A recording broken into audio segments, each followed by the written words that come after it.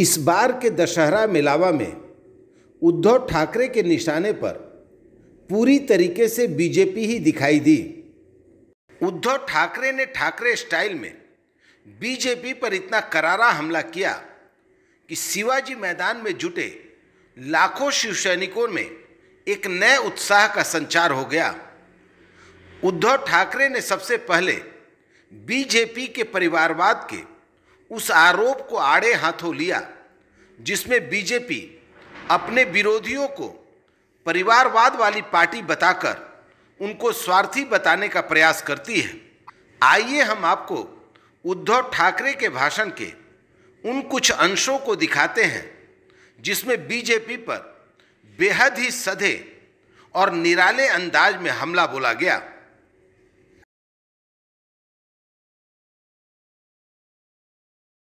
ज्याप्रमाणे मी कोरोनाच्या काळामध्ये माझे कुटुंब माझी जबाबदारी सर्व महाराष्ट्र मी माझं कुटुंब मानून माझ्या परीने मी काम केलं म्हणून मला अभिमान आहे की कोणाच्याही नशिबात नाही ते एक नातं कुटुंब प्रमुख म्हणून मला महाराष्ट्राच्या जनमानसामध्ये स्थान मिळालं। मला अभिमान आहे त्याचा। बरं, घराणेशाहीला विरोध करायचा ना, करा, जरूर करा, पण घराणेशाहीला विरोध करताना आम्ही पोचलेली घराणेशाही तुम्ही डोक्यावरती बसवताय ती पहिली खाली करा। बाप मंत्री, मुलगा आमदार, मुलगा खासदार, हे सगळे जे काय चाललंय ते पहिलं करा। असं काही नाही की सगळीच घराणी काही चांगली असतात, सगळीच घराणी काही वाईट असतात। घराण्याची सुद्धा एक परंपरा असते, घराण्याचे संस्कार असतात। कोण कोणत्या घराण्यातल्या त्याच्याप्रमाणे त्याची ओळख ठरते। ज्याप्रमाणे जर तुम्ही घराणेशाही बघायला गेला, डॉक्टरचा मुलगा डॉक्टर होतो, आम्ही सुद्धा घराणेशाही घराण्याची परंपरा जपणारे आहोत। त्याचप्रमाणे आणखीन एक घराणेशाही नाही पण घराण्याची परंपरा मी आवर्जून सांगेन ती म्हणजे आपले सर्वोच्च न्यायालयाचे सरन्यायाधीश चंद्रचूड साहेब। स्वतःच्या कर्तृत्वाने बसलेत पण त्यांचे वडील सुद्धा सरन्यायाधीश होते आणि कडक होते, कणखर होते। शेवटी इतिहासामध्ये आपली नोंद काय होणार आहे हे प्रत्येकाने खबरदारी घ्यायची।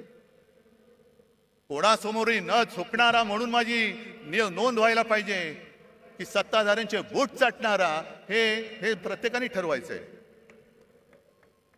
मग जशी घराणेशाहीची परंपरा आहे तशीच काही नावं अशी आहेत ज्यांच्या घराण्याचा आतापताच माहिती नाहीये पण तरी सत्ताधीश झाले। फरक बघाय तुम्ही। हिटलरचे वडील माहिती आहेत कोणाला? हिटलर काय घराणेशाहीतला होता? सद्दाम हुसेन काय घराणेशाहीतला होता? पुतीन काय घराणेशाहीतला आहे? गदाफी काय घराणेशाहीचा आहे? मुसोलिनी, स्टालिन, कोणाची घराणी माहिती आहेत? पण हाही धोका विसरू नका की ज्याचा काही आगापिछा नाही त्याच्या हातामध्ये जर का देश दिला तर काय होऊ शकतं त्याचं अत्यंत वाईट उदाहरण हे जर्मनी आहे। त्याच्या मुलीची छेड काढता शरम नाही वाटत?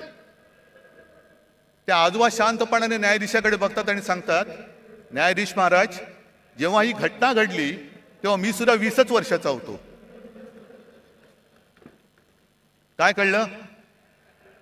म्हणजे 20 वर्षाची असताना ती घटना घडली, आता ते आजोबा झाले, जिची छेड काढली होती ती सुद्धा आजी झाली, पण केस चालू आहे, केस चालू आहे, केस नाही थांबणार, तारीख पे तारीख, तारीख पे तारीख। आता माझं स्पष्ट म्हणणं असं आहे, ठीक आहे, तुम्ही आम्ही केलेल्या अपात्रतेचा निर्णय जेव्हा लावायचा तेव्हा लावा, 20 वर्षानंतर लावा, 50 वर्षानंतर लावा,